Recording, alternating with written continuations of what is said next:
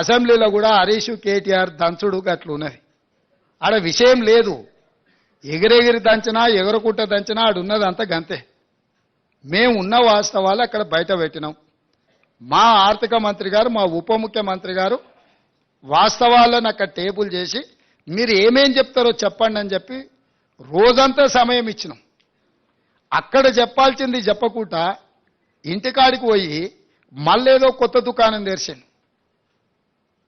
వాళ్ళ దగ్గర ఉన్న ఆస్తి ప్రజల యొక్క రక్త మాంసాలను పీల్చి పిప్పి చేసి సంపాదించుకున్న సంపద ఈరోజు వాళ్ళు తింటున్నారంటే అది రక్తపు కూడు, అది శ్వేతపత్రం కాదు.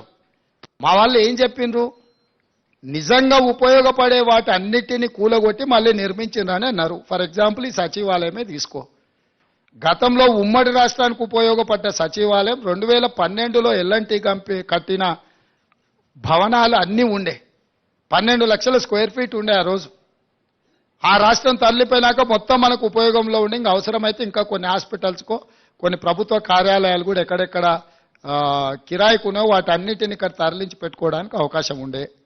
ఒకవేళ ఇది మీకు అచ్చిరాలే, దీన్ని ఏ ప్రభుత్వ ఆసుపత్రిగానో మార్చి కొత్త ఖాళీ జగాలో ఈ సచివాలయాన్ని కట్టినుంటే ఇది ఉపయోగపడుతుండే, అది ఉపయోగపడుతుండే. ఇక్కడ అన్ని రకాల వసతులతో ఉన్న భవనాలను కూలగొట్టి కొత్తటి కట్టి ఆస్తి సృష్టించినమంటారు. అక్కడ కూడా ఉన్న భవనాలన్నీ కూలగొట్టి కట్టిండ్రు. ఎక్కడైనా ఉన్నదాన్ని కూలగొట్టి కొత్తది కడుతుందంటే ఉద్దేశం ఏందో మనం అర్థం చేసుకోవాలి. అంతెందుకు, నేను కొత్త బండ్లు కొనను ఖర్చు పెట్టానని చెప్పిన. మీకు తెలవాల్సింది ఏంటంటే 22 ల్యాండ్ క్రూజర్లు కొని కొత్తవి దాచిపెట్టారు. నేను సీఎం అయినాక 10 రోజుల వరకు నాకే తెలియదు. నేను పాత బండ్లు ఏదో అడ్జస్ట్ చేసి అన్ని రిపేర్లు చేయండి చూసి ఇచ్చేయండి అని నేను చెప్తుంటే చిన్న ఒక అధికారి వచ్చి షోలో చెప్తున్నాడు, సార్ పోయినసారి 22 ల్యాండ్ క్రూజర్లు కొన్నాడు, అన్ని విజయవాడలో దాచిపెట్టినాం సార్, కొత్త ప్రభుత్వం ప్రమాణ స్వీకారం చేయగానే అన్ని తెద్దామనుకున్నాం. ఆయన నెత్తి మీద దరిద్రం ఉండి ఆయన ఇంటికి పోయింది సార్ 22 కొత్త ల్యాండ్ క్రూజర్లునే. అసలు ఇన్ని వందల వేల వాహనాలు ఉన్నప్పుడు చెప్పా పెట్టకుండా కొని దాచిపెట్టిన కేసీఆర్ మూడోసారి కూడా వస్తాడు అన్ని అందరూ 22 అంటే ఆయనకు ఆయన వంది మాగతులకు అందరికీ ఉండడానికి. ఇట్లాంటివి ఆయన సృష్టించిన సంపద.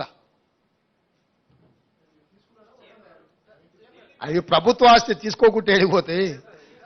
కావాలంటే మీరు కూడా తిరగండి, ఇస్తాం అట్లా రౌండ్ కొట్టరండి.